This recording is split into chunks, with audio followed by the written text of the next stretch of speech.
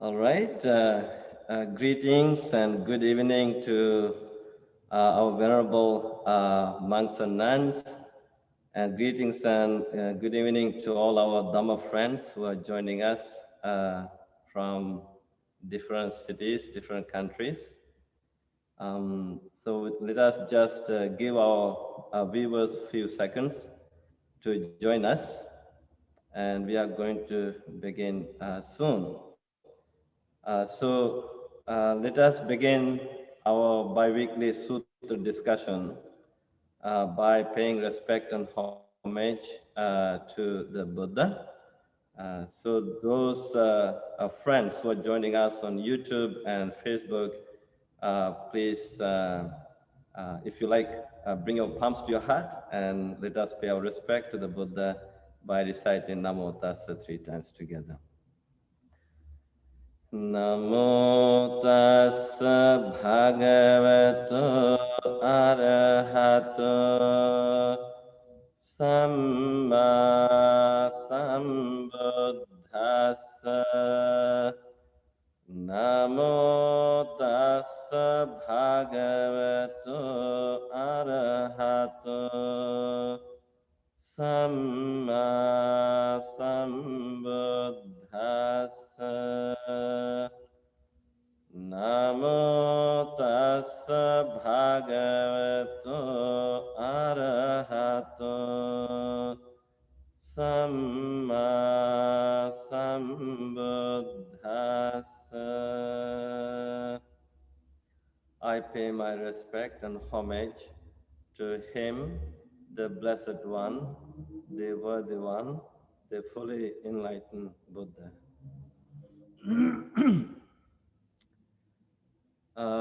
Dear Venerable members of the Mahasangha, I'm extremely happy to have all of you for our bi-weekly ongoing Zoom Sutra discussion, which we give Facebook and YouTube live. I know past week it was a busy weekend for all the venerable monks and nuns as we all celebrated Vesak. And even some temples are actually celebrating Vesak this weekend, today and tomorrow. So they are kind of busy with their programs. But I'm very happy to have all of you for today's sutra discussion.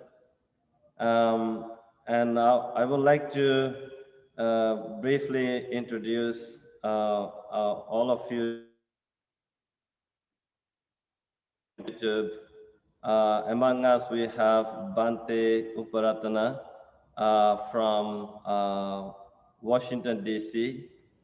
And then we have Bhante Nanda from Rhode Island, USA. We have Bhante Yuttadhammo from Niagara Falls. Then we have Vimala Bhikkhuni from Chicago. Then we have Reverend Kema, actually joining us from India. And we have Bhante Vijitha from Ottawa. And we have Venerable Tataloka Theri from California. Bhante Jinananda from Ottawa, Canada. And we have Ayya Sudina from North Carolina. We have Ayya Sobhana Theri from California. And we have Bhante Kusala from, of course, he's from Detroit, but he's here with us these days.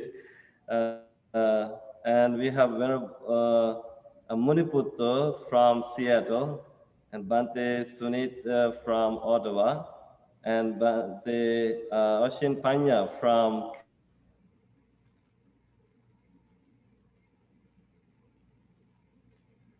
California. So I would like to welcome all of you to our bi-weekly Sutra discussion.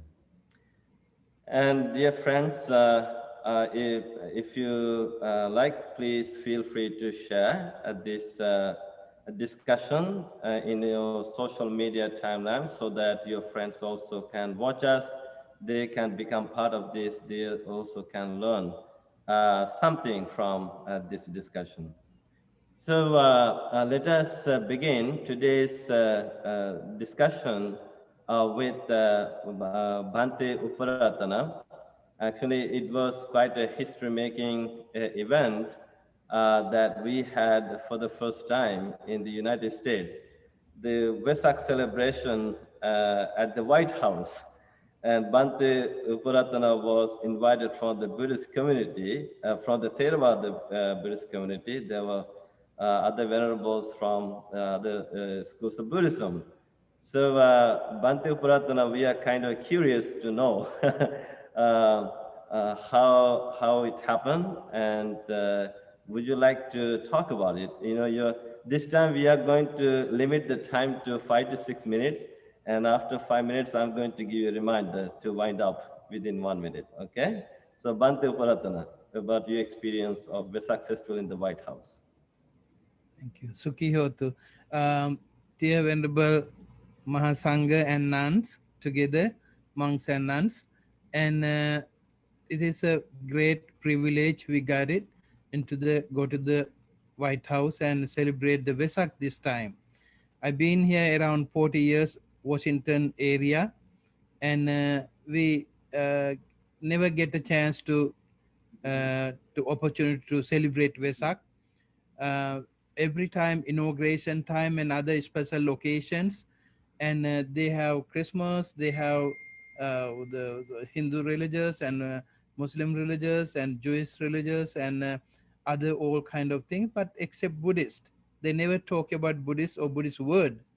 And we were thinking about it, and we were had the inside our mind to one day we have to celebrate Vesak in Washington and the biggest house and White House. So, however, we have IBC, International Buddhist Community. That's the one thing, and that same members and most of they are become IBAA, International Buddhist Associate of America. That program, our president in California, one more Dixie, and she and our community work together and developing Buddhism in India, Sri Lanka, and as well as other South Asian country. And we were working together, and DC, Maryland, Virginia, all devotees support and help. We done for a while, and this time, however, because we work hard to develop the Buddhist activities and many ways, and especially Tripitaka chanting. It was in Maryland also, and as well as San Francisco, California. Most of our nuns participate that time to time over there. Last 2 years, we never get a chance to Tripitaka chanting. We work together and we discussions together, and I was on the chairperson at the IBAA in Washington program. As a result, and Thai, Cambodian, Laosian, Burmese, Sri Lankan, and Theravada countries, and as well as Mahayana, Vajrayana, all other yanas together. We work together at the one under the one umbrella, and this is the miracle thing happen, and we try to get into the our Buddha's birth, enlightenment, passing away celebration. However, we get the green light to go over there. Only 4 people allowed, and that's why we had the limited time. We don't have anything to think about, so far. Then we went get the permission within 48 hours, and they check our background, check in all kind of things. And after that, and our president of the organization, she came from California to here, and some other Japanese monk and Tibetan monks and myself, we all three, I'm on the locally here, but all other came from different direction from California also. So then we get a chance to go over there, and we brought the Buddha image to the White House. Then we took a Buddhist flag. They took the flowers and incense and light and lamp, and we because we want to say because so many Buddhist people living in this country, but they don't have a chance to this kind of ceremonial things over there. So hope to be every year going to be happen this Vesak events, and with the IBAA is a organizer, and many temples can join together and get a chance. And because of the COVID, maybe limited people this time they allowed to go to White House, and maybe next time if the background is better, and we may have more monks and nuns to go over there and celebrate, and Theravada, Mahayana, Vajrayana all together. So that's the thing, Venerable Sir, when nuns, we get a chance to celebrate our name of the Buddha, name of the our Theravada and Mahayana Vajrayana tradition. We commemorate the Buddha's birth, enlightenment, passing away, and it is not easy, but it is. We had the great thought to achieve that event we were looking for. However, it happened, but in future we can do more organizedly. This is we done, and we spend around 30 minutes. White House Vice President's husband welcome to us, and he and us, we had the little Dhamma discussions also, and we gave some Dhamma book also to White House, and Bhante Gunaratana's one Dhamma book, and some other Dhamma books also we uh, gave to the White House to President and rest of them to occupy the use it. So that's I'm very happy. I'm so glad I get a chance to do that thing, and please, if you have any question, and nuns, Tatha Loka, she got a very nice voice cut. Even though I don't have it. Probably you can share with the rest of the monks and our group together. She had the right voice. I don't know how she get it. She display with the other people. I seen it. I notify. Okay. Yeah, thank you, Bhante Pemarathana. It was quite a great experience for you. I'm very positive, and it was also a news for the Buddhist communities around the world. And for the first time, Vesak celebration being celebrated at the White House, and it was a history-making event. So we are so proud of you, Bhante Uparatana, for giving the lead and sharing your experience with all of us today. So now let us begin our sutra discussion.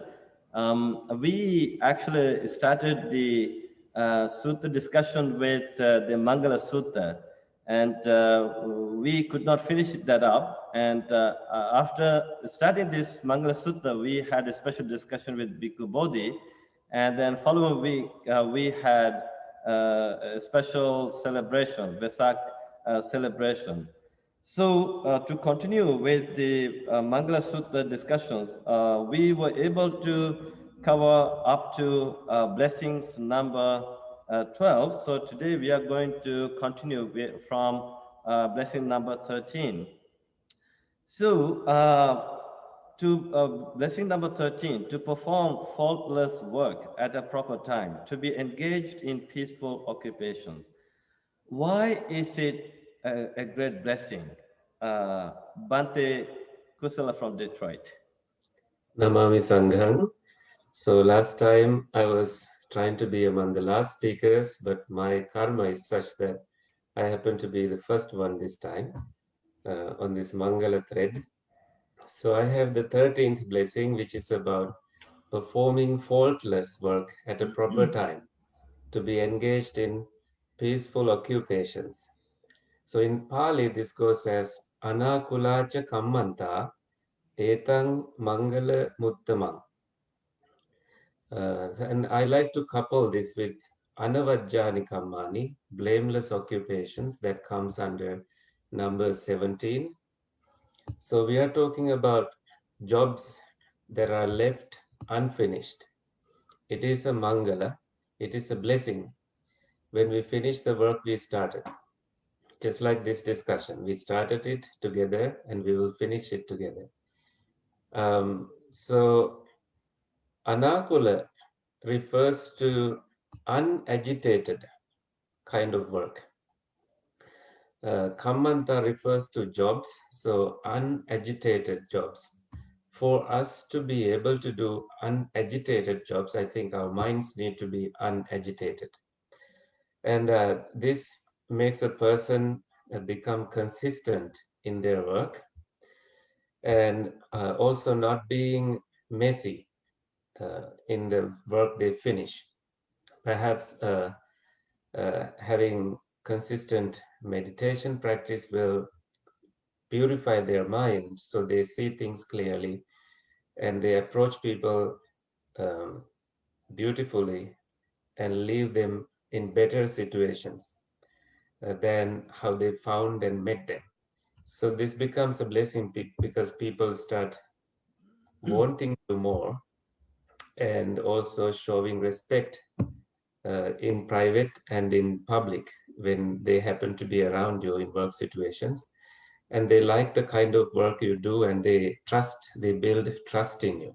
So you would never go jobless in that kind of environment. That way, you always have work with you.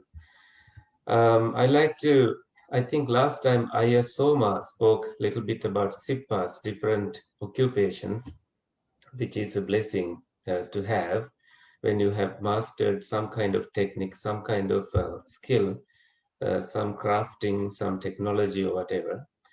But this time, one of the Sippas, one of the kammantas, one of the occupations that I like to share is about this carpenter, the story from the carpenter, because we have much to learn from it. There was an elderly carpenter who was ready to get retired. So he went to his boss and told his boss that I'm ready to get retired and live with my extended family in remote villages. When this was told to the boss said, there's just this one job that I like you to do before you leave. So the carpenter reluctantly accepted to do this job. It was to finish yet another house. But he was in a rush. He used inferior material and finished it in a short time, did not do a job of precision. And when the job was done, he reported to the boss that my part is over. I am ready to leave now. And the boss surprised him with the keys of that house and said, these are the keys for this will be your house. This is the house you will be living. And the carpenter was super shocked, very ashamed in his mind for doing an inferior kind of job. He didn't know that this was going to be his house. So this is how this becomes a blessing. How can we relate this story to our life? And with that, I will finish. Think of yourself as a carpenter. Every time you hit the nail or erect a wall, you do a perfect job of it. And we tend to finish that job perfectly too. And we build it wisely. This is the life that we are building. And we build it wisely. And it is the only life you ever have. So it's always good to build it wisely and live it fully.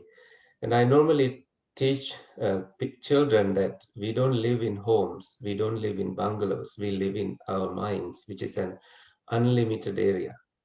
So if we have regrets piling, we live in pieces. We don't live in peace. And I think messy work situations also make people live in pieces, not in peace. Therefore, blameless occupations that way is, and having no faulty work presented to others is a blessing to everyone. Lastly, as I combine number 17 with this, the Buddha has spoken about professions that should not bring harm to others, to animals, to any kind of being, like selling weapons, selling intoxications, or any drinks, poisons, killing animals, cheating. So the Buddha says you should live by a profession which is honorable, blameless, and innocent of harm to others. So you can clearly see that Buddhism is strongly opposed to any kind of war, any kind of weaponry, when it lays down the trade in arms and lethal weapons, because those are evil things.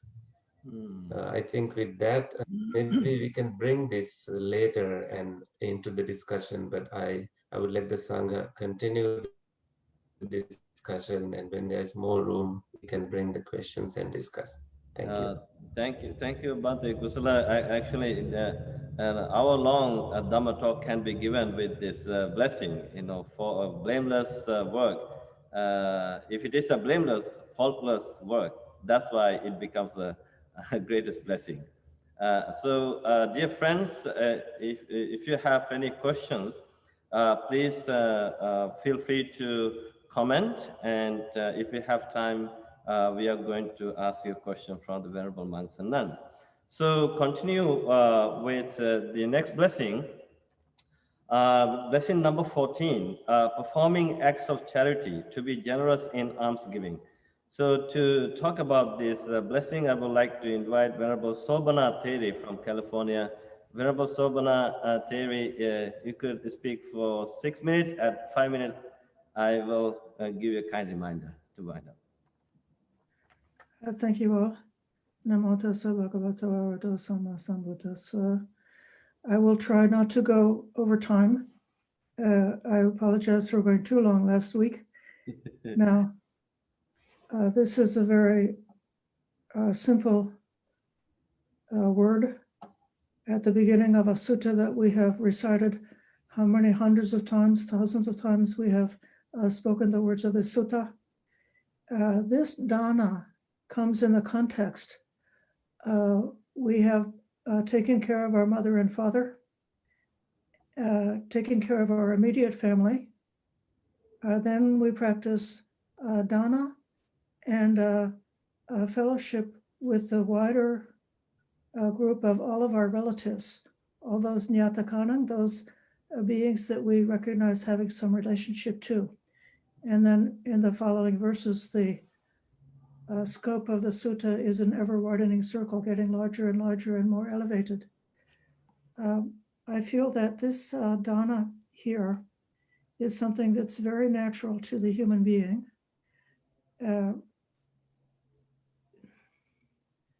We couldn't exist as a human race without giving gifts to those with whom we recognize a relationship. But if we are Buddhists, we may consider that our family is not just our cousins, our parents, our close relatives, not only the people who live in the same village, not only the people who live in the state, not only humans, but we may extend with the thought of metta to recognize that we have a relationship with every being who was born through rebirth over countless lives. The ant on the floor, or the bird which is making a nest and disturbing us because their nest is not a convenient place for us. There's one in our house, at our monastery. They keep coming back every year, and it's so inconvenient. But then we think, well, who knows, in the past, we had some connection with them. They are our relatives. And so then this giving, by giving a gift, giving a thing, giving a small thing or a large thing, giving without thinking too much about the merits or the virtue of the quality of the person receiving the gift, giving intelligently, recognizing what would actually be useful to the one who's receiving the gift, giving in a way which is timely, giving a way which is repetitive, recognizing that giving is a merit. It's a good thing. Happiness comes from doing a merit. If you recognize that something is a merit, one should do it quickly, one should do it again and again. And so the same way, as monastics, we have a lot of relationships with people who are generous because they have the practice as part of their religion, as part of their spiritual life of giving regularly to the bhikkhus, bhikkhunis. And they do it as a policy. They're not worrying about whether they like us or don't like us. They just give because that is their policy for the support of Buddhism, perpetuation of the Sangha, and for their own welfare, and realizing the Sangha as having its connection with the greatest and the highest in terms of the founder of our Sangha, the Buddha, and in terms of, to whatever extent that as a Sangha, we are manifesting the most pure and highest morality, being really consistent, avoiding many kinds of compromises or quid pro quo or different kinds of things that ordinary people get caught up in. As monastics, we have a chance to be out of that. As monastics, we may hope to have the chance to realize something in terms of the wisdom and in terms of the aspiration for awakening. And to the extent that we have realized, or to the extent that we are really holding up the purity in our practice of morality, then a person who gives to the monastic is putting themselves in a real contact with those qualities. And that is one way that it spreads. When you give a Christmas gift, when Christians give a Christmas gift, they have a lot of difficulties about the quid pro quo. So if I give a gift which has got a certain monetary value, if the other person gives something that's either more expensive or less expensive, then it can be a cause of embarrassment or some kind of a difficulty because the gifts are supposed to be equal. But when the gift is given to the Sangha, they're not thinking in those terms at all. They're just simply giving purely from generosity. And what might come back to them from the benefit of associating with the monastics has got nothing to do with the same kind of value. It's on a different scale altogether. As a monastic, I give the Dhamma. I always accept any invitation. I don't hold back on my energy saying, no, I'm too tired to speak to somebody today or something like that. So I give as much as I can. I give in being flexible with my opinions and not getting into quarrels, but by giving my honest attention to people and saying, well, let me listen and hear what somebody has to say and consider with an open mind. Having an open mind is a kind of a generosity, and being virtuous, following the precepts. All of the precepts are based on kindness.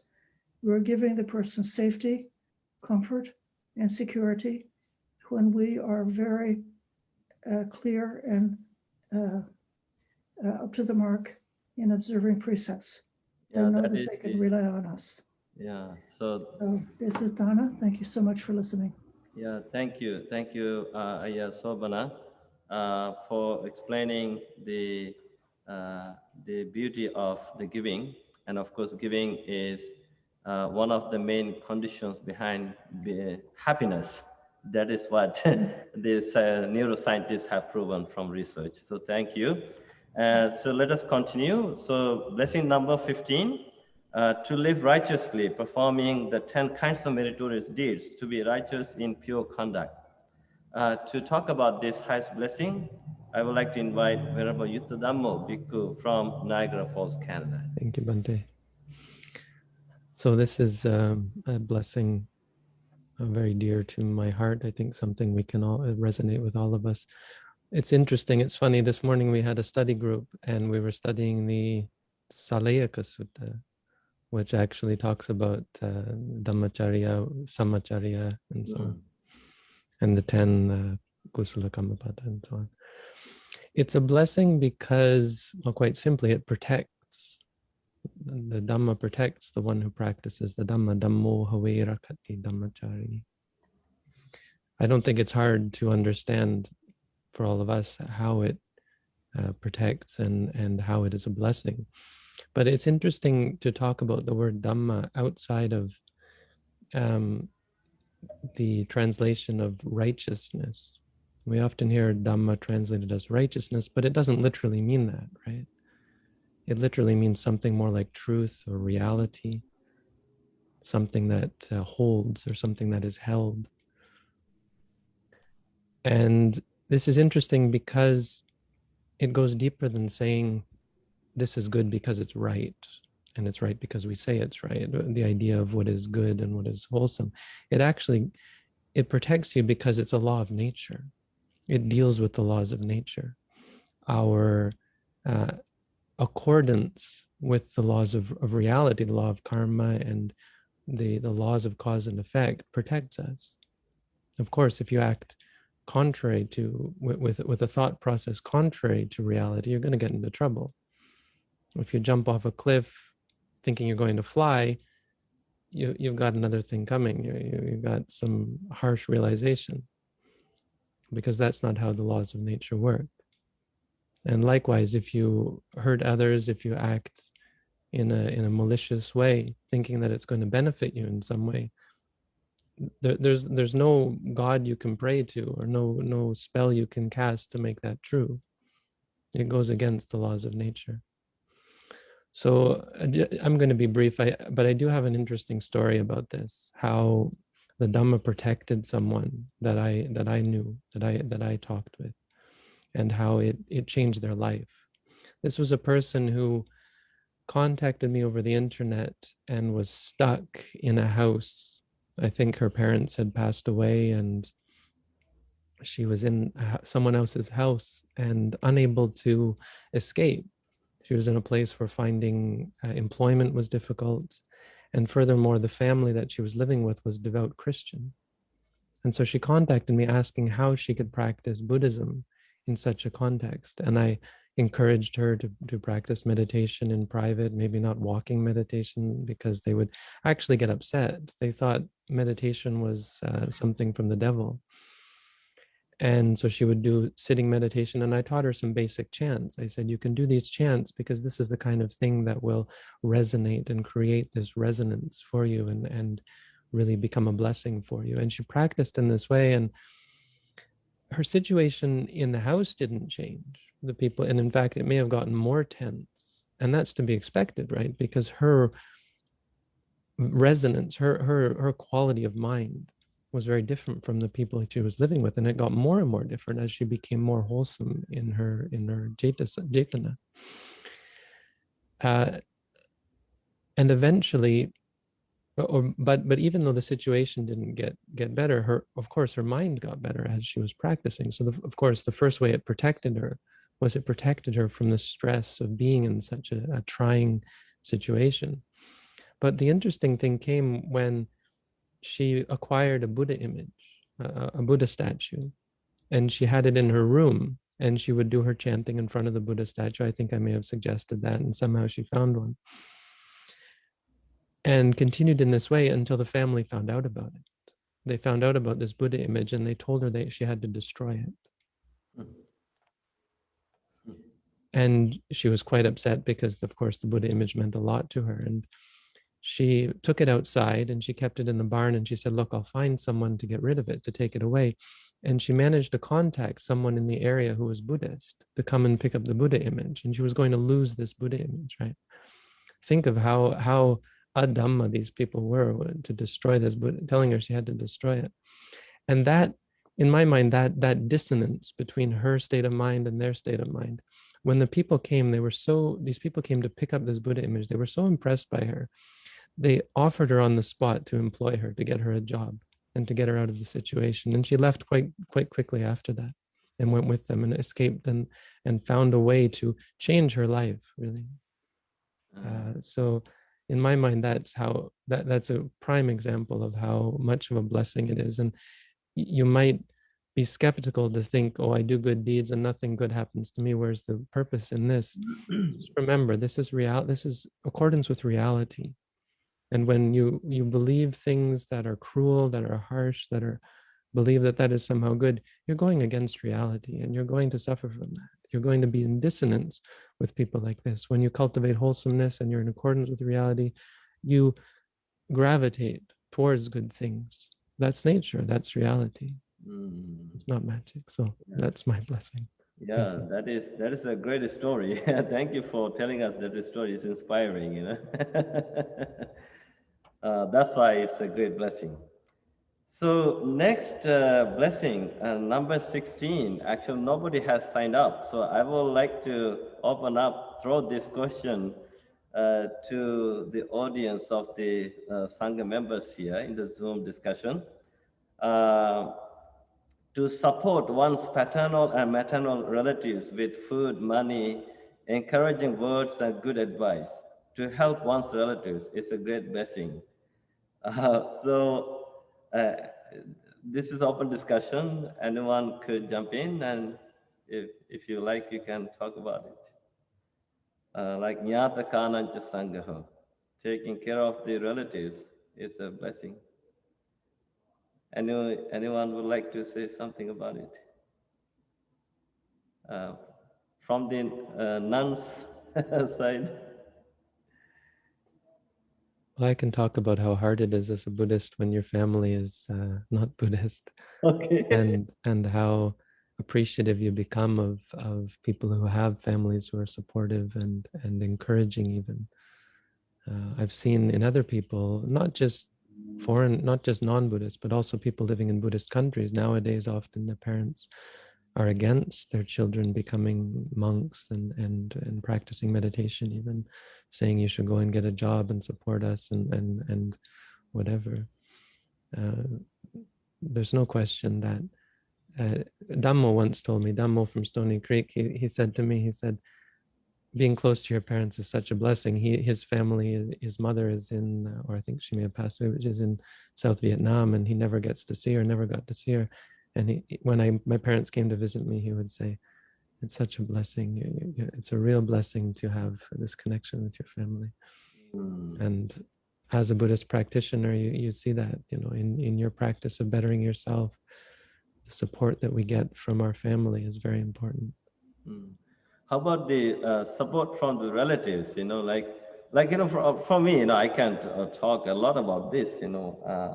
As a monk, I'm just not only giving the Dhamma, gift of Dhamma. I'm also trying my best for many years, supporting my aunts, uncles, relatives, cousins, brothers, cousin sisters, and whoever is related to me. And after receiving our help, especially the gift of Dhamma, and also other kind of help, they were very appreciative, and they highly talk about it. So sometimes, they call me, oh, Bhante, thank you so much for, calling us, giving this advice. Thank you so much for bringing something for us. Now, for example, yesterday I went to see a cancer patient, and of course, their family is kind of close to me, but they never expected anything from. They expected only the blessing.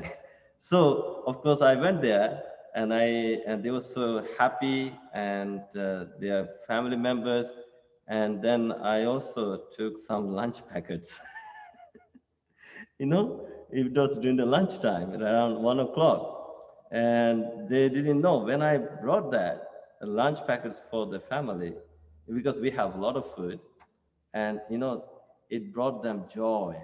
The madam was in tears, during this difficult time. You brought this lunch for us. They couldn't believe their eyes the fact that we brought lunch back for us. I know there are other venerable monks here. I personally know them. They also helping. Maybe the people, they don't know. Maybe these people are the who had been the relatives to us in our past life. And so now imagine you help your own relatives, maybe brothers, sisters, in whatever we can. I think one day they are going to appreciate it. This is my own experience. Does anyone else have any other experience like that? Like in addition to giving the Dhamma? Yeah, I would say something else if you don't mind. Yeah, few minutes. Yeah, yes, I take one minutes or 1.5 minutes. Okay. So, with regard to this fact, I can show you how the Buddha, treated himself to his relatives, and also Venerable Sariputta. They were in the highest position of his spiritual success. Mm. That means they did not have any self-view about anything. But even the Buddha went to his hometown after his enlightenment and took all effort to bring his relatives into the Dhamma. And look at how he helped his mother, who passed away when he was 7 days. And this shows that Buddha acted in such a way to give a message that even as monastics, we can help relatives, friends, and family members from both mother and father side in such a way to bring them into the Dhamma. And one interesting story is from Venerable Sariputta. His siblings were arahants, but his mother was not a follower of the Buddha. Therefore, he went to his house to his parinibbana. The whole purpose was to take her mother into the Dhamma. So, as monks, we all have stories, personal stories like Bhante Sanapala, and also Bhikkhu Yuttadhammo said. So, from my side, from my experience, I want to tell you that the relatives from our side encourage us to be good monks and understand the Dhamma, help everyone as much as we can. And we have been the encouraging characters in our families and friends for them to follow the Dhamma. Therefore, this is a very basic requirements for Dhamma, helping each other, especially relatives and friends, with the Dhamma.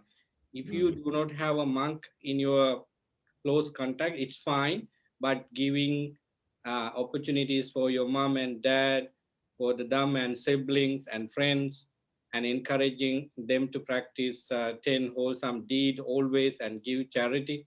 I think that is the basic requirements for everyone to do for their family member if they love them truly. So that's what I wanted to tell you, Bhante. No, that's a great example. I think helping anyone, thinking that person is your relative, without expecting anything, that's a great blessing. They are going to appreciate that a lot. So to continue with the next blessing, blessing number 17, to perform a blameless action, to be blameless in actions, is a great blessing. So Bhante Jinananda from Ottawa. Thank you, Bhante. So this has a very good relationship with what Bhikkhu, Kusala said earlier. It has slightly difference also, but this shows to perform a blameless action, to be blameless in action. I can see the connection with the Samma Kammanta in the Noble Eightfold Path. So in that, Buddha clearly talk about being in the right positions to select any sort of business and whatever profession you do, and they are not harmful for oneself and others. So that is the primary conditions and criteria we all should think about.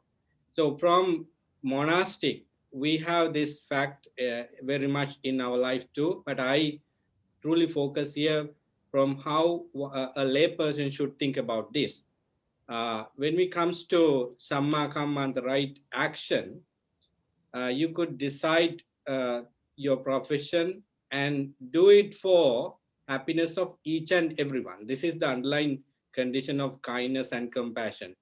So one of my friends asked the question whether Bhante doing a job in army or any security firm like that would be violating this rule. And how about fishing and hunting for meat for the survival of living being would not be violating this rule. So I was thinking about how to give a good answer, and it is open for the discussion too. Anyway, uh, you should decide where I go with the Buddha's teaching and what should I do in order to improve the quality of my life. With that in mind, you can decide what should I do in order to make a living. Let me give an example. This is a true example which happens in Singapore. One of the Sri Lankans went to an interview. Actually, this is a remarkable experience for him for the first time. So he went to Singapore for the interview, and his employer asked that we like to hire you for the job. And this is the thing: we have parties every Friday, Saturday, and during the days, and it is all about drinking, dancing, and you have to be a socialized person. This young boy who was practicing Buddhist said that I'm totally away from taking intoxicating drinks and drugs. Therefore, I may not be able to participate in those some of those parties that you are talking about. Then the employer directly said that if you are such a person, you may be having less chances for this. Then he said that I value my principles more than anything else. Therefore, I do not want this job. I may find a job where I can uh, practice my principle and do the job. So he went back to Sri Lanka. Then after several weeks, he got the letter from the employer, said that in that letter, it is said that it is amazing. I never found a person like you because this is a very good high class job. And the salary is too much. And I did not see a person like you who rejected such a big opportunity, but I amaze your trust on your principles. So I read about Buddhism after that, and I was going to, read more and more. So I am hiring you. You stay in a way you like in this company and do whatever you want. So this is an example to show that how our principles work. So this is a part of the story of the blameless action in selecting your profession. So in terms of doing good job, good profession, you should have a good principles behind you developed through the teachings of the Buddha. I guess it is not that difficult, friends, to find a good job. And wherever you work, show your principles to others, not in a abnormal way, but let them know that you are a peaceful practitioner on at least 5 principles. Then you have 10 wholesome deeds, and show your compassion through your words and action. Then people come to know that you are type of a person who respect each and everyone. Then your principles work in that wider company or community. So in terms of talking about to perform a blameless action, anavajjani kammani in Pali. So we can act accordingly. I think there are many things to say, but I must respect the time limit. So that is my take with this 15, the quality 17 of the Mangala Sutta. Thank you, Bhante. Thank you, Bhante Jinananda. That was a very inspiring story, and that reminded me of another family. It's a doctor family in Toronto, and they followed the 5 principles. And of course, normally, if they are invited to go to a party, they refrain from consuming alcohol. And also, when they organize a party or an event, they always tell their friends, don't expect such things from us because we don't, as a principle, we don't consume alcohol, we follow the 5 precepts. So because of that family now, others got inspired. They also are following. That has become a great blessing for that family and other families as well. So thank you for telling that inspiring story to us. And now the next blessing, to resolve mentally to refrain from all evils, to abstain from bodily misdeed and evil speech. It's a great blessing. Now I would like to invite Bhante Sankitya from Detroit, USA, to talk about this, why it is the highest blessing. Vandami Bhante. So thank you for the opportunity to share this Dhamma with people. This is according to the Mangala Sutta, and in our general practice, I think as the foundation of our spiritual life, for even a successful lay life, this is very essential, can be a very blessing to result to abstain from all evil, negative actions here. So this directly comes in the sila practice, in the Dhamma, the morality or the moral conduct, as we call. This can be a blessing from many directions. First of all, if one refrain from all negative actions, physical actions,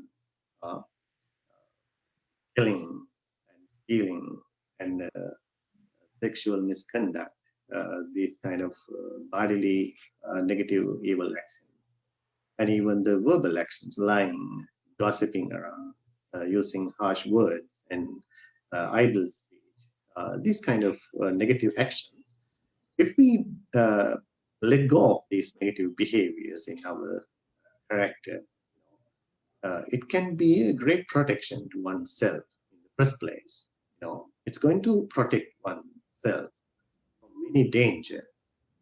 When you, as we mostly think about and talk about the 5 precepts, if anyone go out and break any of these rules, that person is in danger, vulnerable to any negative consequences.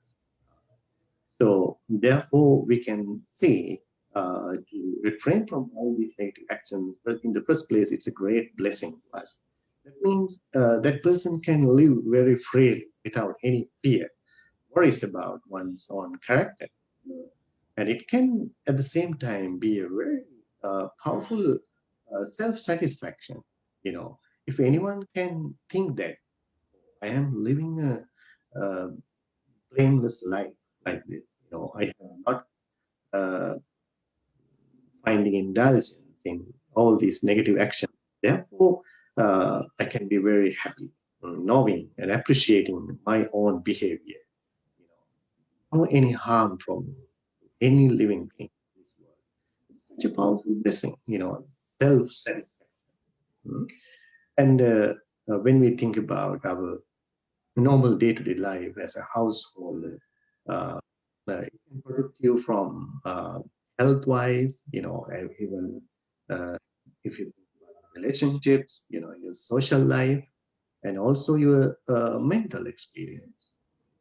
When you refrain from all these negative actions, you can be protected, well protected from all these directions. And also, when you think about important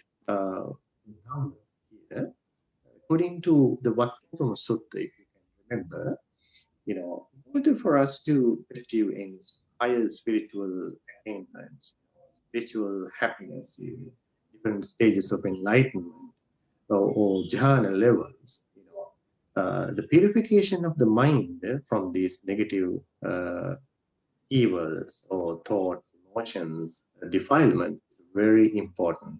It's a must. It is just like, as Buddha gives this example, if someone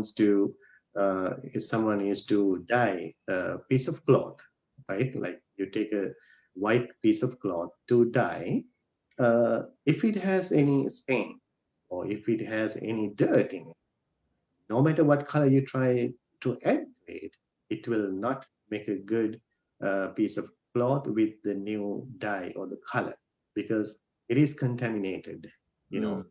So just like that, if anyone wants to gain higher achievement of this spiritual practice, even just find the spiritual simple happiness in life, if your mind is contaminated by these negative tendencies, if your mind is preoccupied with these negative tendencies, these positive qualities or happiness, satisfaction, spiritual gainings would not be possible, because we have to bring our mind into a tuned level to be able to gain these spiritual qualities, right? This is a very good example to think about. When you think about, many people today, they just come to practice meditation, expecting higher results, maybe instant results, as we can see in this part of the world. Many people get really disappointed. It's not happening to them because they are still indulging in their normal day-to-day behavior. They go out and commit all their negative actions, evil deeds. So this spiritual happiness or the peace of mind is not possible for them. Yeah, so they have to understand it. So right? the confessing alone is not going to help.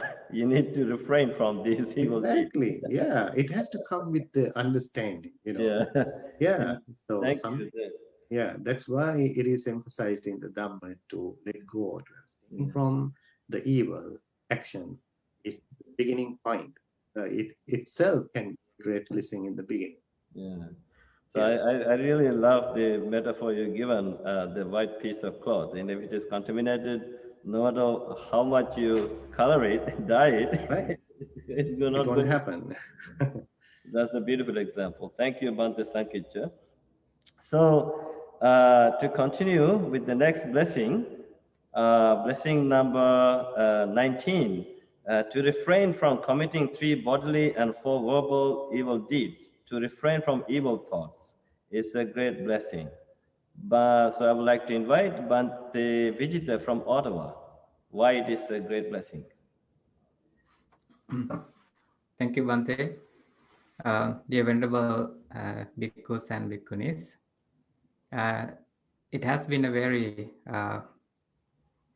beautiful Dhamma discussion, and the blessing that I'm going to talk, there are 2 words that I want to address here, according to the Sutta, arati and virati.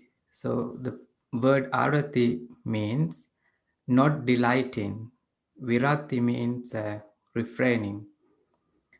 So as the topic mentioned, refraining from all the bodily action that brings harms to oneself and harms to others, and verbal actions that brings harms to oneself and harms to others, and even thoughts. There are self-destructive thoughts that brings constant suffering to oneself and constant suffering to others, those who live around those people. So therefore, refraining from those physical, verbal, and mental actions. And also, this is a beautiful word, arati, not delighting. Our mind sometimes work very in different ways. Sometimes when our mind is trained to do bad things that constantly bring suffering to maybe oneself or maybe suffering to others, we tend to become not aware of the result of those actions, and we tend to enjoy it. For example, let's say hunting, for an example. So people who go for hunting, they do it as a fun activity that brings joy to them, but the results that bring so much suffering to animals. But as long as they continue to do those actions, they tend to not become aware of how much suffering they create in others' lives. So not delighting, the Buddha invite us not to delight, not to find pleasure in harmful actions. So there's a beautiful stanza in Dhammapada, in Papavagga. Papavagga, there are many stanzas that talk about, evil actions. I like to read one of the meaning of what the first, I think the second stanza. If someone does evil, he or she should not do it again and again. He or she should not take delight in it. The accumulation of evil leads to dukkha. So this is a very good point in the Dhamma. How it become a blessing is suffering is is a result of accumulated bad things that we have done in life. So there are three types of bodily action mainly talks in Dhamma. One is killing, and the other one stealing. The other one is sometimes it's been translated as sexual misconduct, but according to the Pali word, it's mostly the meaning is sensual misconduct, using our sense doors to do bad things. The four verbal actions that brings harms are lying, divisive speech, harsh speech, and gossiping. When we lie, it brings suffering to us and suffering to others. When we try the divisive speech, the second one is mostly we create division between people. It brings more division, suffering to people than peace.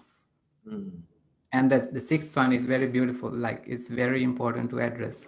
Harsh speech. Sometimes we use rough words that are very hurting, and sometimes people, suffer for their lifetime because of those harsh words. Lastly, the other three mental actions is mainly with greed, ill will, or anger, and wrong view. So because of the wrong view, we mostly commit all other unwholesome actions. So in Buddhism, there is a very important emphasis on our view. And the right view is being highly emphasized on Buddhist teaching. When we go to Kalama Sutta, then how Buddha invite Kalama, the young man, to be, aware of your own actions. You don't need a teacher.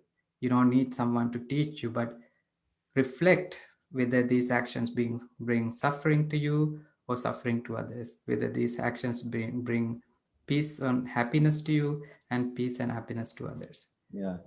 So I think it's very interesting how you started with arati and virati, not indulging and not taking delight in these negative things, and also by refraining from such things. It's a great blessing. Of course, these things can be discussed, bringing the psychology and neuroscience into this discussion, but maybe later on we could have an open discussion about these things. So thank you, Bhante Vijitha, for beautifully explaining that blessing. So now let us continue with the next one. To abstain, refrain from any intoxicating drinks and drugs is a blessing. So I would like to invite Bhante Pemarathana from Pittsburg to talk about why it is a highest blessing. My reverential greetings to all our venerable sirs, and it's great to have you all.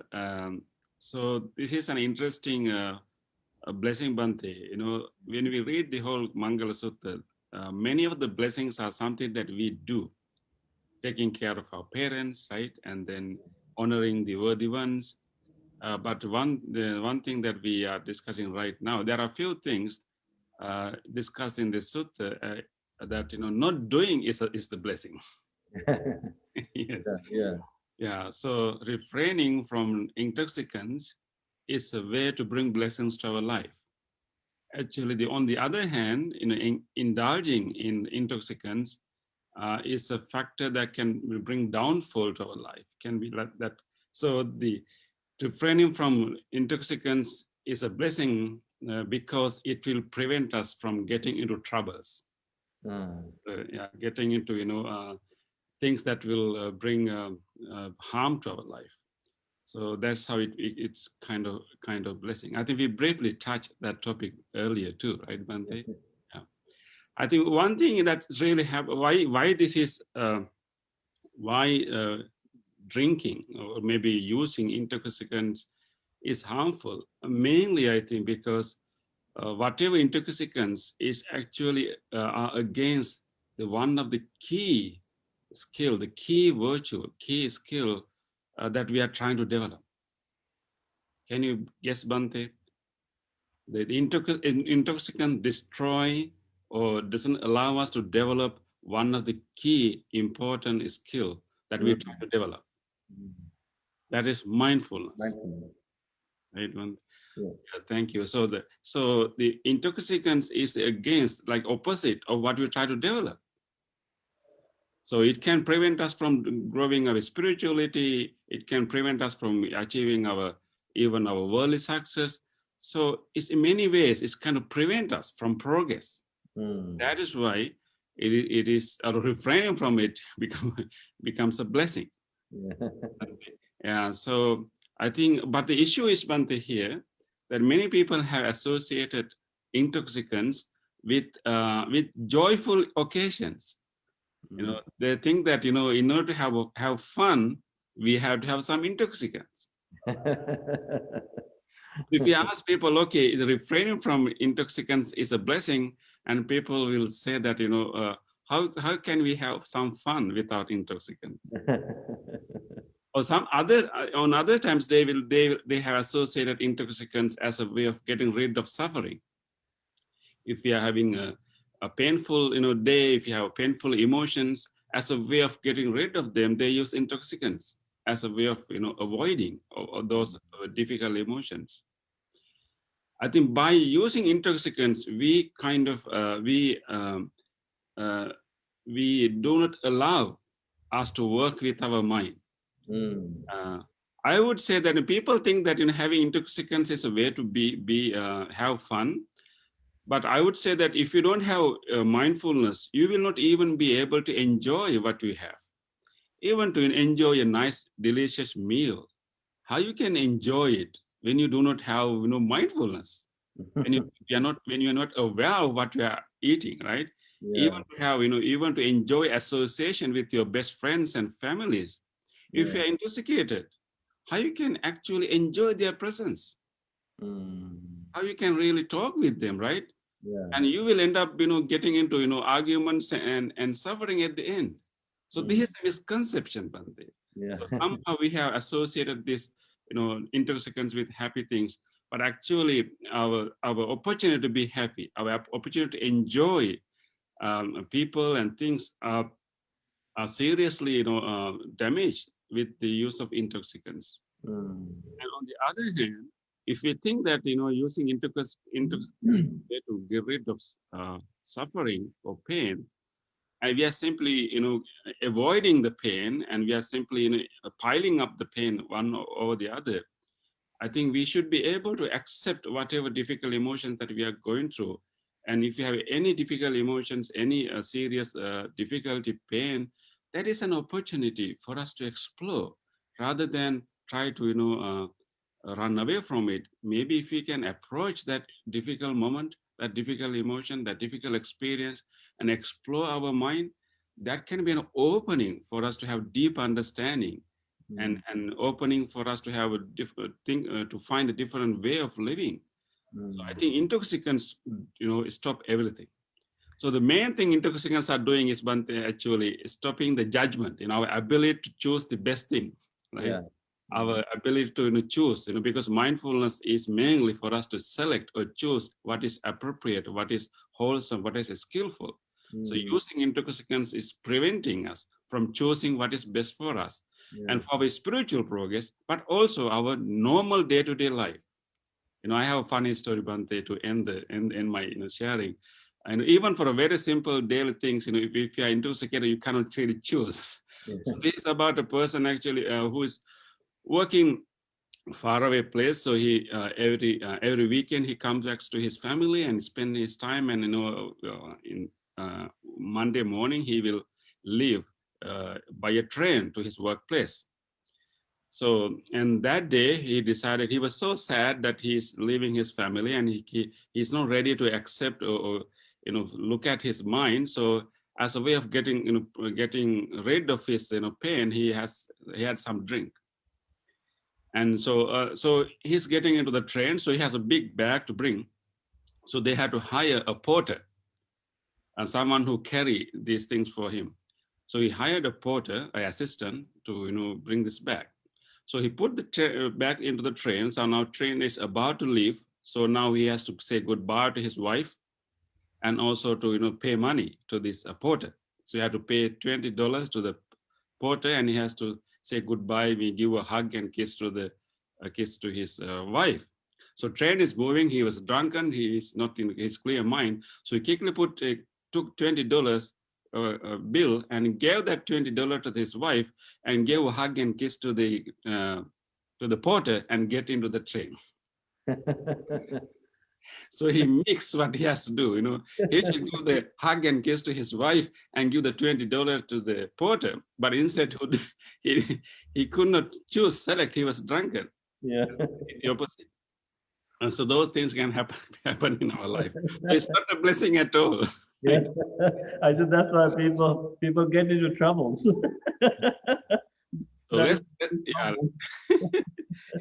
let's be wise. Let's be wise, and we will not deprive our ability. Actually, it's depriving our ability to have mindfulness and be wise. Wonderful, wonderful. Thank you, Bhante Pemarathana, for beautiful explaining that. And I love this story. There are so many similar stories that can be told, but maybe later on in our future discussion, we will tell those stories. So now, let us continue with the next blessing.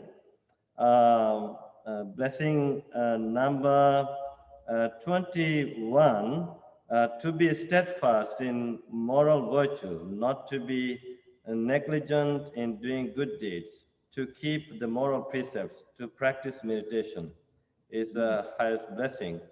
So for this one, actually nobody signed up, but later on. Interval, I signed up. Oh, you said, okay, good. Okay, can you talk about that, please? Yeah, I wasn't quite sure how to do this, Venerables, but this is a beautiful discussion. I'm so happy to be here. And I'm so thankful that Kusala invited me to come. It was really nice. So I have this down it worked on it last night, and I think I have it to 4 minutes. So yeah. We'll see how this goes. To be steadfast in moral value, not to be negligent in doing good deeds, to keep the moral precepts, to practice meditation.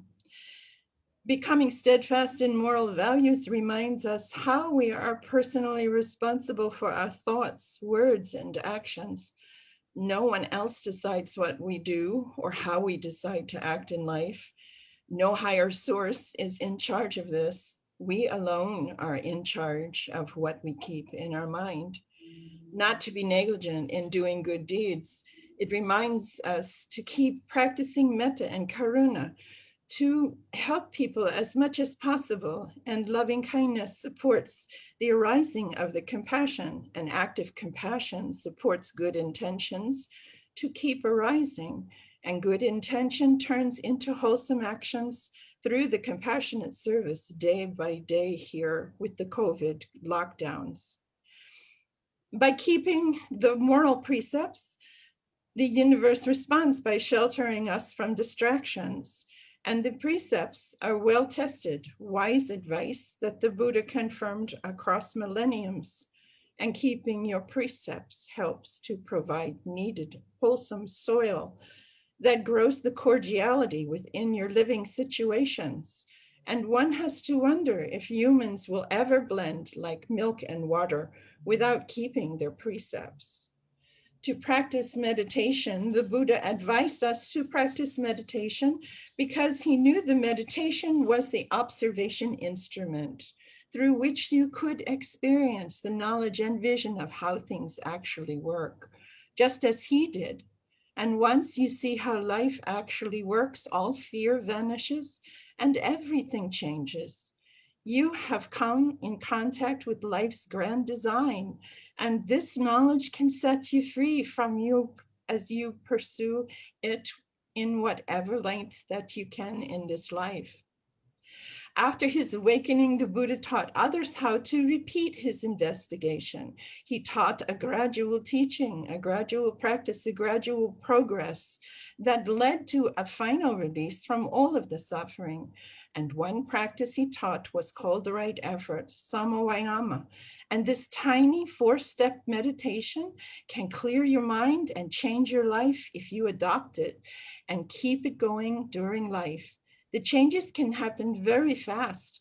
The practice can be presented like a game, and you are challenged to interweave the steps of the practice into your mind as you repeat them. Connecting the loving kindness, the metta, and the right effort, it works beautifully. And any age person can learn the practice. The hearts lighten, the weight of the life, it begins to fall away.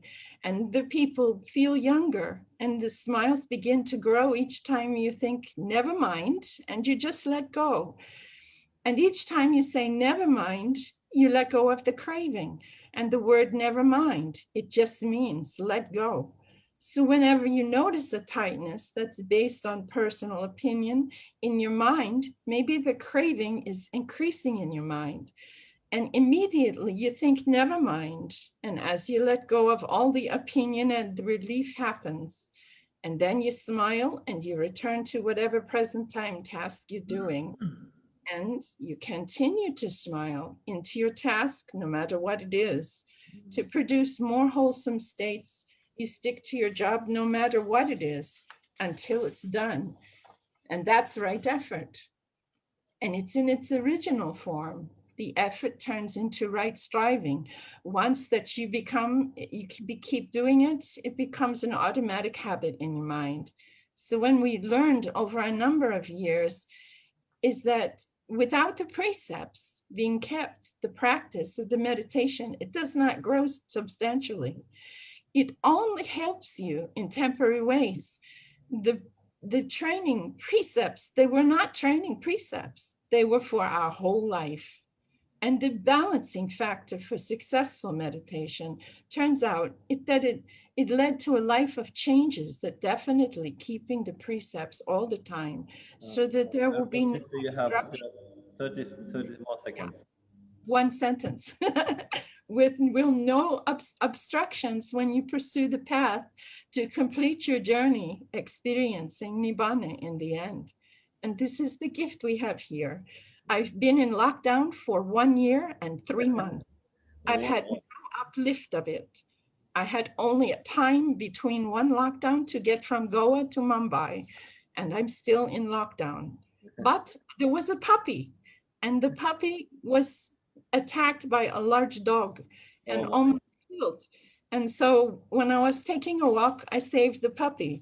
And now the puppy, the puppy makes me get up out of this chair and play with him twice a day. And when the water comes, the dog barks. So I will make sure to let the water come into the house and turn it off again. He barks again. You know, it's a marvelous experience. Yeah. And the children learn this practice of right effort, and they love to try it. They love to do it.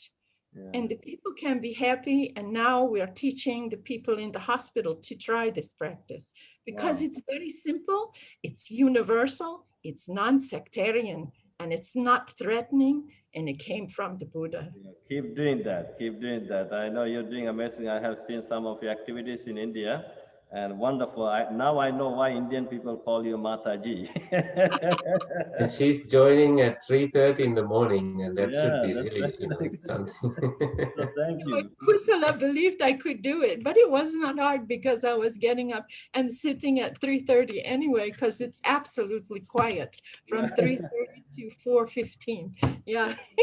Okay, so now, let's continue. And for next two blessings, actually, nobody has signed up. Is to pay respect to those who are worthy of honor, reverence, and to be humble and modest without pride and conceit. To be humble. So, for 1 minute, can someone talk about these two? I think these are results of this Dhamma practice. To pay Bhante, respect. Yeah. I had signed up for these. Oh, you did. Okay. I thought Yes. okay. Maybe I missed it. I thought maybe for the next number 22, 23, and 24. Okay, great. I put your name in for number 24. Maybe these three blessings you can talk about. Well, if someone else would like to talk about the first, then that's just fine with me. You Bhante, can I continue. think you had signed me up for Santuti. Yeah. So you can talk about both, like to pay respect and to be humble and to be contented. These three. So, greetings to all dear venerables. Namo Buddhaya, Namo Ratanataya. And I'd just like to say how much I appreciate this discussion first and the chance to get together with the Maha Sangha, Bhikkhu and Bhikkhuni Sangha in this way, especially during this time of coronavirus, is just so heartening, good for my heart to be able to come together like this. And I know it is for other people too. As Bhante Uparatana was saying, normally we get together for Tipitaka chanting, and we didn't have that opportunity for more than a year. So I just want to appreciate your organizing this, Bhante Saranapala, so much. And also by way of discussion, previously, then we were talking about the parents. And I just wanted to say that my own elderly mother is visiting our hermitage right now, and she hasn't been able to come for the last 3 years. And how much I appreciate our Vinaya in Buddhism and Buddhist monasticism, that we're allowed to share our monastic requisites of lodging, of food, of medicines with our parents. And the kind of loving kindness that the Buddha extended and established in Vinaya for our parents, and how good that is for the heart. Talking about my particular topic here, then it's sandwiched between this coming out of all kinds of destructive actions and intoxicating states of mind, and then making really strong right effort, as Reverend Kanti Kema was saying. And then as I was going to speak about Santuti, often translated as contentment, I hear from people regularly how they have some kind of cognitive dissonance, means how to match these things up, like refraining from all evil and making really strong, unflagging, persevering effort, and like strive hard. And then how does that match with being humble and content and having gratitude, and not seeing how these things go together? And I would just say for myself as a young American also, this was really, really hard for me to understand, because I felt like on the one hand, to be humble and content and grateful, then like in a way, like you let go of everything and you just try to see the good side of everything and all the people and appreciate them, but then you're not inclined to strive. You're not inclined to make effort. You're not inclined to change things in yourself or in your relationships or in the world. And on the other hand, especially for Americans, who have entered monastic life, like myself, sometimes people call us the discontents. because we're discontent with things just being ordinary and going the same way as everyone else. Then we came to Buddhism and the Buddhist teaching, and we want to try something different that seems better and more hopeful. Certainly, I have been like that also, and I have been the discontent because of seeing the non-wisdom in the way that we're doing so many things at the social level, societal level, in terms of environment. Even from 50 years ago when I was a young person, looked like we're heading off a cliff. And so, then we're called the discontents because we're not happy to go the ordinary way. And really the Buddha's teaching and what Reverend Kanti Kema was just saying in terms of the wisdom of right effort and developing that clear view and mindfulness with regards to right effort is such a key. And then how does that harmonize then with being humble and content and being grateful? It seems impossible to understand. And now I've been in monastic life for more than 30 years. And in the Buddhist monastic life, then honoring our seniors, honoring those who are wise, honoring those who are making right effort, being grateful for the Buddha, the Dhamma, the Sangha, our mother, our father, our relatives. All of these are such strong practices that are built in together as part of the path. And so even we may not understand how they work together at first, but if we follow the Buddha's advice in the Mangala Sutta and in the Noble Eightfold Path, then we try and we work with it and we make the effort. And then according to the law of cause and effect, those efforts bear fruit. So I'd just like to say now then in this time of being in the monastic life and this path of practice for a longer time, then we start to see the effects of the practice coming. And then one of the effects that I see are these qualities that can be so difficult or were so difficult for us as young Americans. This honoring those worthy of honor, really being able to have this humble heart that really sees the virtue and the goodness in others and in their actions and behaviors, and is able to deeply rejoice in that and find joy and find gladness and appreciation, and how much of a support that is for our hearts in the path. And then the contentment, this contentment part, something that actually seems unimaginable, really unimaginable, not just settling for less or compromising ourselves or saying we're just going to let everything go because it's all broken anyway. Not exactly that, but really deeply something else that arises out of the mindfulness and the right effort, where it starts to come together in the santuti, and the joy, the peace, the happiness, the sense of well-being that is enabled through this path of practice, and the gratitude that comes from that. Now I understand Bhante Muniputto from Seattle is going to speak about the gratitude part. So I feel like these qualities all, in a way, like they all roll together. And then when these qualities arise in the heart, and then we hear the Dhamma, which comes after that, amongst the highest blessings, the Dhamma can really soak into the ground of our mind and heart in a very different way. Yeah, that's where it can penetrate. I can see that you're very contented, being a nun of 30 years.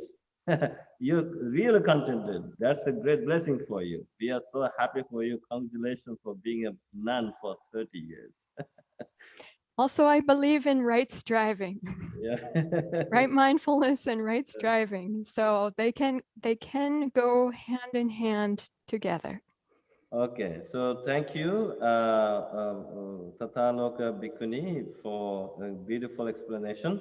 And I know we can spend 5 more minutes because I want to really finish up with today's blessings. So I would like to invite Bhante Muniputto from Seattle to talk about the last blessing here in today's discussion, to acknowledge others and repay one's debt of gratitude. Venerable Muniputto. Thank you, respected Venerable Mahasangha. Thank you so much for giving this last minute to me. And I'm really thankful for the opportunity to be with the wise community of the monastic Sangha here. Actually, I just want to make it short because of the time. When we talk about Gatanyuta or Gatanyu, indeed we can learn this lesson from our Lord Buddha. There are a lot of time that he himself was the figure or was the symbol of the gratefulness. For example, when he soon gained enlightenment, fully enlightenment, he tried to find out his first teachers, right, Olara and Uttaka. So later he know that they already passed away. Otherwise, he would have been there to express his gratitude, even though his former teacher was not, training him to reach his final goal, ultimate goal of nirvana. But he actually acknowledged what he has received, the knowledge from, actually the world knowledge from his former teacher. So anyway, I just want to quote. There is a Gatanyu Sutta from the Anguttara Nikaya where the Buddha expounded there are two kinds of rare person, which is who is very hard to find in this world. One is upakari. Upakari means the one who first do the favor or who do the kindness to others. And the second kind of person who is hard to find in this world is the Gatanyu Gataveti, one who knows the gratitude and also repays the favor. Mm-hmm. So these are the two kinds of rare person to find in this world. And then in that sutta also went on talking about there are two kinds of person who you will never be able to repay the favor. So they are your mother and your father, right? No matter how much you repay the gratitude to your parents, it will never be enough for their gratitude. So in this lesson, the Buddha taught us to be kind and also to be grateful, to acknowledge, the favor that others have paved the way to us. So in this regard, we can also think about, in terms of our human community, our relationship, our communication with others, in terms of our parents, our siblings, brothers and sisters, our donors, supporters, our friends in Dharma, our Sangha communities, our spiritual teachers. So we should be able to learn to acknowledge what we have learned from others and the favor that they have given to us. And in the same way, when we talk about being grateful, we also should take in this regard about, being ungrateful, that also will lead us to the state of ruin and downfall. Take in the case of Devadatta, who was ungrateful to the Buddha, not just in that lifetime, but also in the previous time when we look at the Jataka, like Upahana Jataka, the Buddha also mentioned about one of the past life of Devadatta. He was not just ungrateful in this lifetime, but also in the past he was always goes against the Buddha. He did not.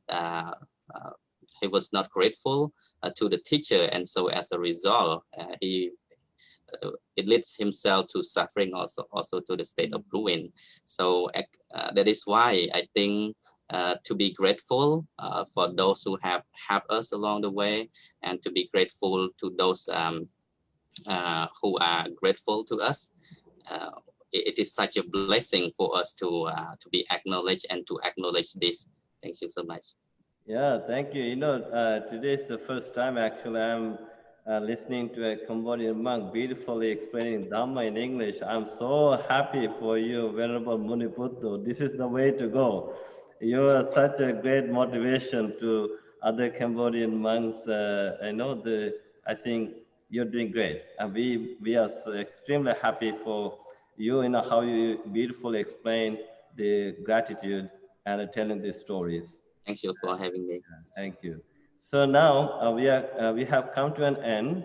So I would like to say a big thank you to all of you, all the venerable monks and nuns, for sharing your great experience and telling us stories and inspiring all our viewers on Facebook and YouTube. And so I'm very grateful, and we will finish this sutra in our next discussion. I think we will be able to finish up the remaining blessings.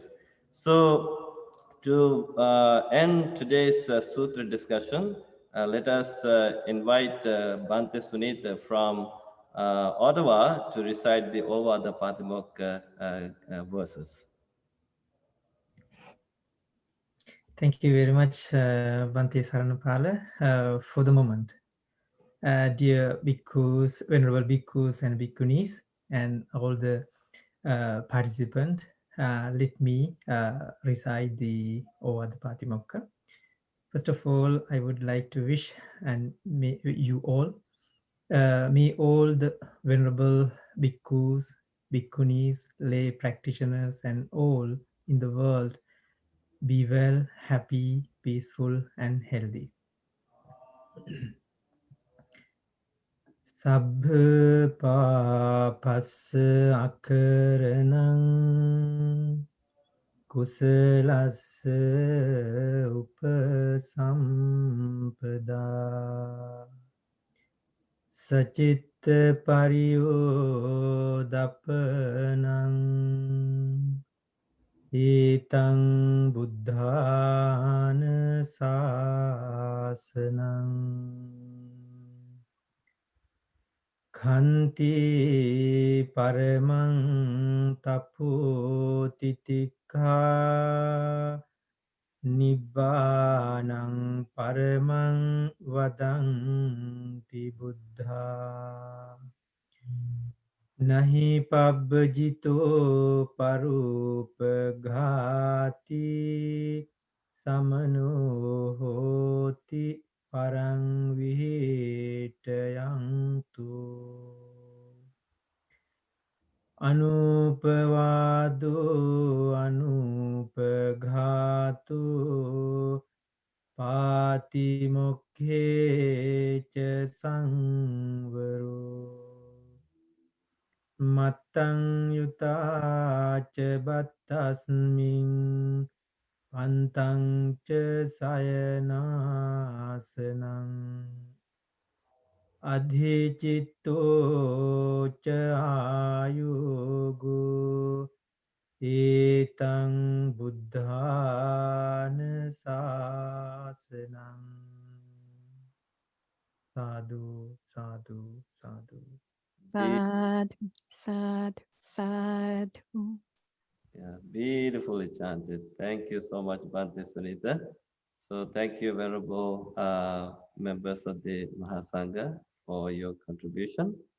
And may you all have the blessings of the Buddha, Dhamma, and the Sangha for your long life with good health, so that you can make more contributions. You can tell us more stories. You can share more of your beautiful wisdom with us and other friends. So thank you. And I will see you all in 2 weeks' time. Good night. Sadhu, sadhu, sadhu, anumodami.